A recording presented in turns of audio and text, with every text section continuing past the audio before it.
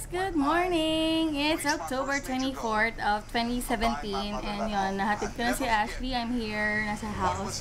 So I'm going to eat breakfast na. It's mga mag-8 na. 7:30 siguro. So kain muna ako. Then mag-watch ng series until mga 9 or 10 o'clock. Tapos yun, trabaho na ulit sa bahay. Kasi maaga ako nagising kanina to cook yung baon ni Ashley. Ano lang naman, yempo. Tapos yun, yan. Marami ko na naman tutupiin. Tutupiin ko siya. Yung nilabhan ko kahapon. Tapos, check ko kung meron pa akong kailangan labhan. Kasi, by the next day, nandito yung kapatid ko. So, syempre, hati kami sa water, diba? So, baka mamaya maglalaba rin siya. Mas mahina yung tubig. So, I need to laundry na yung mga kailangang laundry. I'm listening to motivational videos or audio. This is Law of Attraction coaching from Ashes. Hindi ko alam sino siya, but kaboses niya si Steve Harvey. I'm not sure. Yeah. So yun lang, later ulit guys. Medyo talaga nakaantok ako, nakatulog nga ako sa jeep. Buti na lang mabilis yung tsaka hindi ganun kapuno yung jeep. So wala masyadong sumisiksik. So yun, baka umidlip rin muna ako. Kung hindi ko talaga hindi makayanan ng mata ko, idlip muna ako kasi natulog ako kahapon 12 o'clock na and nagising ako 4:30. So yun, later ulit. Hey guys, so yun, paalis ako ngayon kasi kailangan kong bumili ng tela for Ashley's. Meron silang yung parang gagayahing mga saint ganun. So, bibili ako ng tela na white at saka blue sa Divisoria bago ko siya sunduin. So, ngayon naalis na ako, 2 o'clock na. 5 o'clock yung uwian niya. Sorry kung magulo. Wait. Yun. 5 o'clock yung uwian niya. So, alis na ako kasi kailangan kong bumili. Pero papunta talaga ako doon kasi may bibili na ako dustpan. Kasi hindi ako makapaglinis dito dahil wala kaming dustpan. Ano tawag dito? Naputol. So, yun lang. Kalat pa nga ako kasi late ako nagising. Nagising ako ng 11:30. Napasarap yung tulog ko kahit na mainit. Anyways, yun lang. Hindi na ako mag-Uber, Grab, or whatsoever. Kasi ang mahal, 200. Ang motor naman, saan ba motor? 130. Kaya lang, for me kasi, hindi rin ako, kailangan kong tumawag sa Globe.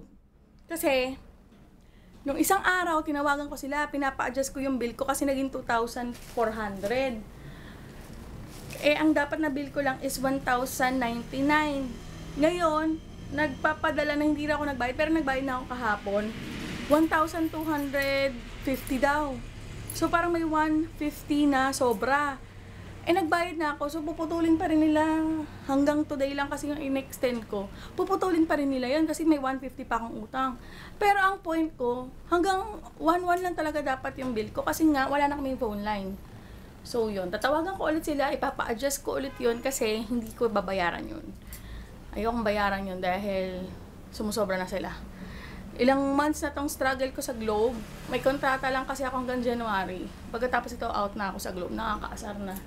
Pero lahat naman kasi sila. Lahat naman kasi talaga ng internet service natin dito. Ewan ko ba sinasadya nila na ganun nga. Dali, check ko lang yung... grabe. Okay. So, alis na tayo. Ewan ko lang kung makakapag-vlog ako doon.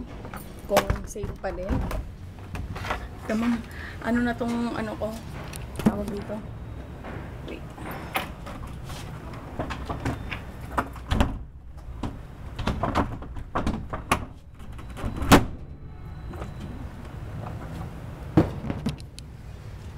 So, yan guys. Tara na. Punta na tayo sa Divisoria. grabe, Pasko na dito. Okay, tapos na ako. Pero, may pinabibili kasi, pinasasabay yung pinsan ko yung wig for Queen of Hearts. Hindi ko na mabibili kasi kulang, wala na pala akong pera. So, hindi ko siya makabunuan. Babalik na lang ako ng umaga. Mas maganda kasi pumunta dito ng umaga kesa yung sobrang late. Kasi rami ng tao, nakakahiling na. Kasi raming sale. So yun, kumukuha na ako ng angkas. Inaantay ko na yung driver ko for angkas. Pero nandito ako sa loob ng Lucky Chinatown. O diba, kahit naliligo na ako, mukha pa rin akong naliligo. Sobrang ngarag.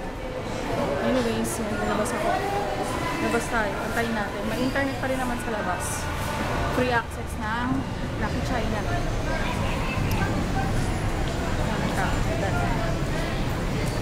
Dito, ito ang lagi kong point. Jeko, antayin natin si Kuya. Kasi mag-aalas 5 na din. Kailangan ko nang pumunta ng school kasi 5 o'clock yung tapos ng practice ni Ashley. Wala pala dito. So, yan yung aking ride. Naantay ko na lang, nandito ako sa labas. Grabe, rami lang na ganito, oh.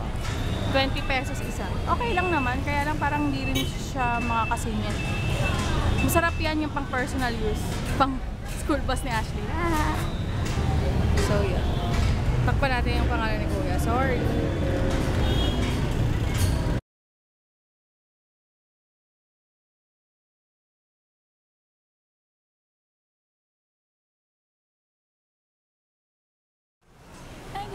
Good morning! It's October 26 of 2017 and nandito ako sa Disorder ngayon sa 168 kasi may binili akong sa inaanak kong costume sa this Friday, bukas kasi Thursday na.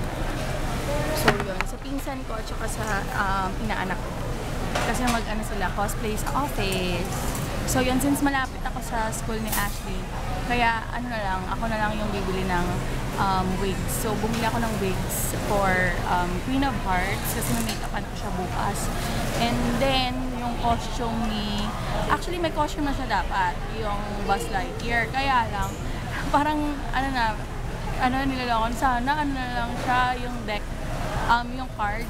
Kasi nga, Queen of Hearts si mami niya. So, parang mother and son tandem, diba? It's a nice concept.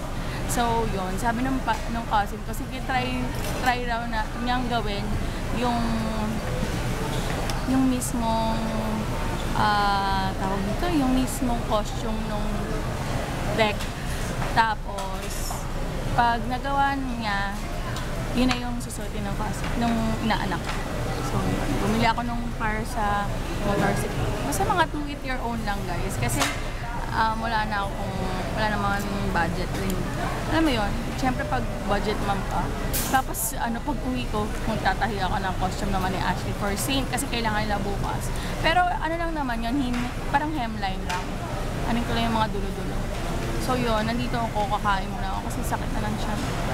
Good luck, sana hindi ako alborotoy kasi naglolo ko yung tiyan ko ngayon. TMI, sorry. So yan, ito ang aking breakfast. Tapos yan.